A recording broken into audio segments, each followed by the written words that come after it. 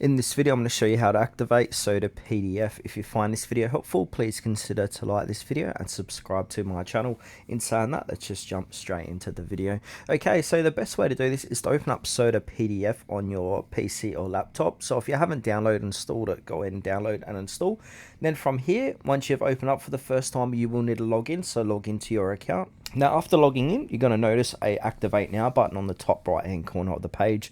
So click onto Activate Now, and that's going to open up a new web page. Now, on this web page, this is where we can go ahead and activate. So yeah, as it states here, we've got product selection. So we need to go ahead and choose a product. So we've got the 360 standard, pro or business. So select which one. So I'm going to choose most popular. Then from here, it's going to go ahead and come to secure checkout. So basically put in your card details, etc., and click on process payment.